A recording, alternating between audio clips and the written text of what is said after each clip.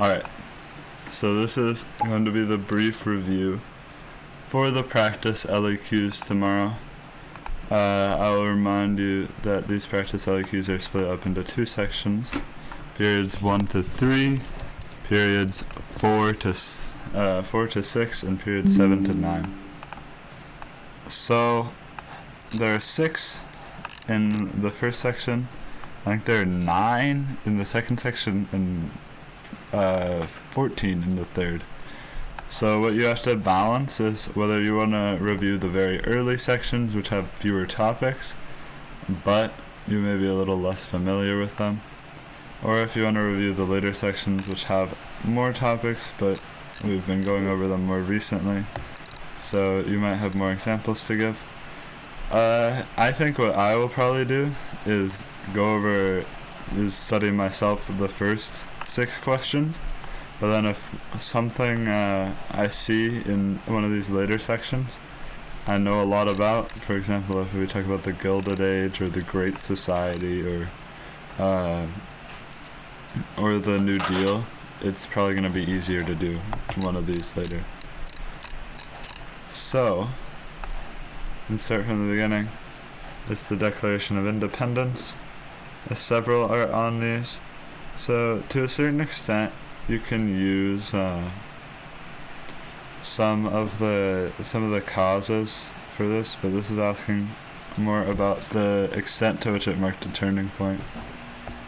When you're talking about a turning point in contextualization, I think it's important that you mention several things before it and several things after it.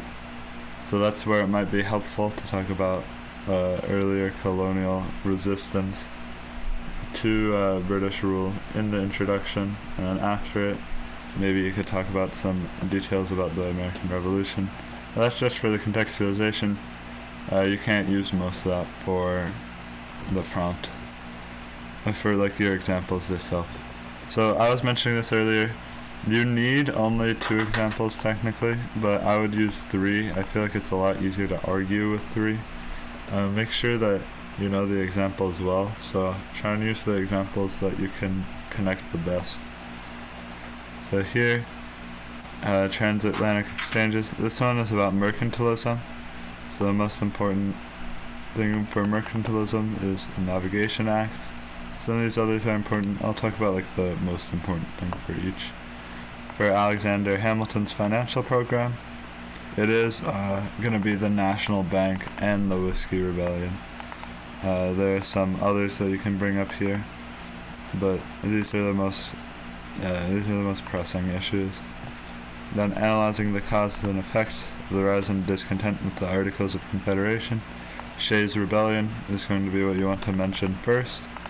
The Shays' Rebellion is a strong example for this because it really showed many Americans that the federal government didn't have enough power to address this uprising. And then the next question evaluated the extent to which Shays' Rebellion altered Americans' perceptions of the strength of the government. You're gonna probably mention some details, and you can mention that the U.S. government wasn't able to pay the veterans, so it really became clear to many Americans that the government was unable to impose taxes, raise an army, or pay off its debts. So these are the most pressing issues for the first 6 topics. For 4 to 6, you can see I put a lot here. There are a lot of reasons for the growth of nationalism, but it asks you to analyze both the causes and the effects. So you're going to want to analyze at least one cause and at least one effect. So even something that's like the incorporation of the Northwest Territories, or the transition of the Democratic Republican Party, or the start of Manifest Destiny, are these effects and reasons included, like the historic victories during the war and the construction of a new Capitol building. Evaluate the extent. So this is one we went over in class, so I'm not going to talk about it that much, but Wilmot Proviso, Compromise of 1850, California joining the Union.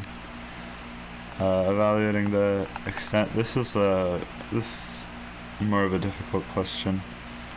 Even though it says politics or society, I think you can probably mention both, but sometimes in some of these examples it gets a little muddled. Because, for example, continentalism, it was both like a social and a political movement.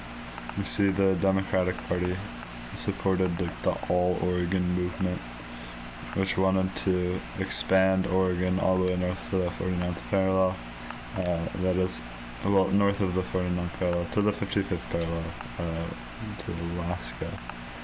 So then there's the populist movement. Talking about the populist movement, the biggest thing I would bring up is the Sherman Antitrust Act. You can bring up some other Gilded Age continuities, but I feel like it is easier to argue with a change in this specific prompt as you are getting into the progressive era during the 1910s and 20s. Evaluating the extent to which the Gilded Age represented a dramatic change. So this is one of those easier ones that if you get this, I would probably choose to respond to this prompt even if I focused on the period 1 to 3, because there's just a lot you can mention. With the Second Industrial Revolution, you can talk about the Bessemer process, steel railroads, progressive movement. I put a lot of examples in here, but remember, you only have to have like 3.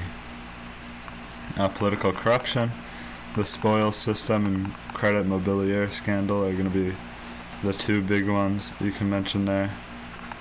The effects really were a lot of the powerful railroad getting built across the West, as they were given these large checkerboard land grants.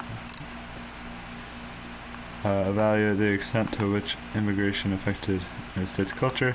This is a little bit of a harder one. You can mention the individual immigrants moving into specific cities, but I don't think Mr. Grunfest would count that as an example. You can talk about Tammany Hall. You can talk about opposition if you want to argue that they were limited in their extent because of widespread opposition. Though that may be a little bit more of a difficult argument. Evaluate the relative importance of the causes which led to the rise of Jim Crow. So they give this date 1896, which is the year of the Plessy v. Ferguson decision. So I think this is going to be the most important one to mention. There are others I listed here. And then this is another easy one, Bessemer process and railroads. I would definitely take this if this was selected. Evaluate the relative importance of causes that led to the conservation. This is a harder one. I gave some examples here, but I feel like there are a lot fewer specific examples maybe to give. It feels like there are more general things. And Mr. Grunfest doesn't like general examples. And progressive era, the history of women, you probably have to mention the 19th Amendment if you are talking about this era, since it is during the time period they have listed. But I gave some other examples. Some of these here are from the slideshow. You better remember it was posted before. But Henrik and I have been expanding the slideshow. We've almost finished it for every unit, so if you want to go over and check some of the topics, if you want to go in them a little more. I think I copied most of the relevant information here. I actually don't know what the difference is between this and this prompt and this prompt. I mean, there's like a subtle wording difference, but I just kind of put the same examples. The Immigration Act of 1924.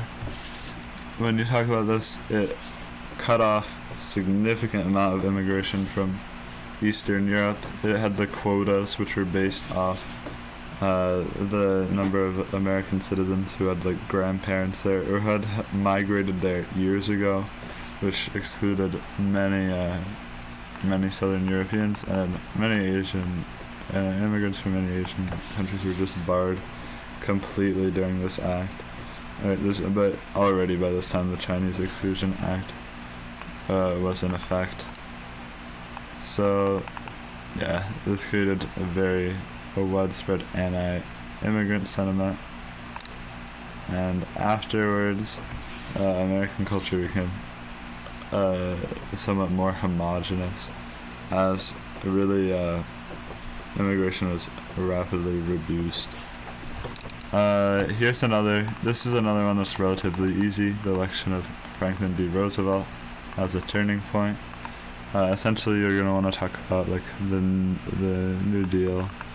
You're talking about the Civilian Conservation Corps. This is a really essential one. Public Works Administration, also good to mention. Wagner Act, Social Security Act. You can mention how America entered more of a liberal era in the years to come, although this whole period after it is essentially during the New Deal, so the New Deal is really what you're going to have to focus on. You can also talk about how Hoover supported trickle-down economics, implementing tariffs during the Great Depression. Here, evaluate the relative importance of the causes that led to the policy of neutrality. I think this is a big one. Many immigrants were from nations participating on either side, and there wasn't strong, necessarily universal support for either side, though FDR, over the course of the war, began to support interventionism. Evaluate the relative importance of the causes that led to the Red Scare of the 40s and 50s. A lot of it is foreign policy, Iron Curtain and Berlin Wall, and especially the first nuclear test. Here's some, I mentioned some like Soviet spies here, and the proxy war in Korea also contributed. Evaluate to the extent the Great Society.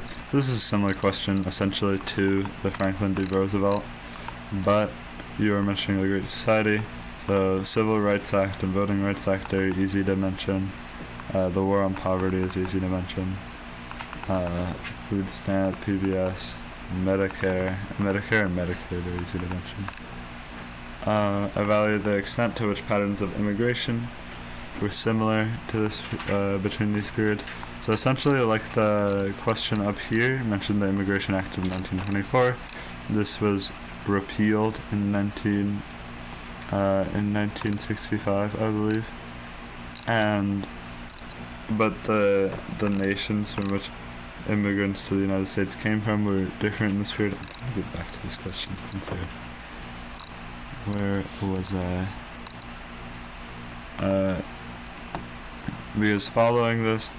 Because before, in the last period of mass immigration, many immigrants were from Southern Europe. This period, many were from Latin America, especially Mexico. But essentially, both periods had significant immigration, while the period in between is marked by more nativism and nationalism and restrictions to immigration. Evaluate the extent to which the reasons for government involvement in the economy were similar. They're actually fairly different, because during this period, the Great Depression, they're inspired by the Great Depression, while in this period, the War on Poverty is more inspired by trying to use the resources of the economic boom to deal with social issues. So you can mention that. This is a similar question. I essentially copied the Keynesian economics and the Great Society, so this is just the same as before. Evaluate the relative importance of the causes that led to the growth of an anti-war movement. My law is an important one. I think you have to mention. Tet Offensive is important. Pentagon Papers is important. I think with these three, it's pretty good. It's pretty easy to make this argument. So this is another one that I would probably choose if I had the option. So evaluate the relative importance of the causes that led to the distrust of the government. In the 1970s, there's Watergate. A lot of these are related to Watergate, like this is smoking gun tape. And Gerald Ford pardoned Nixon. Also, the Vietnam War, especially because it's mentioning the 1970s, you can mention the Pentagon Papers. The relative importance of the cause led to the economic disruptions. This period known as stagflation. The most important one is the oil embargo by OPEC. There's also the tariff and taking off the gold standard, and also just the Vietnam War and increased competition from other industrialized countries. Alright, so I just went over that briefly. There's more detail on each question in here. Does anyone have a specific question to ask? Alright. No. What? I just said no. Alright, I'm gonna cut the recording here.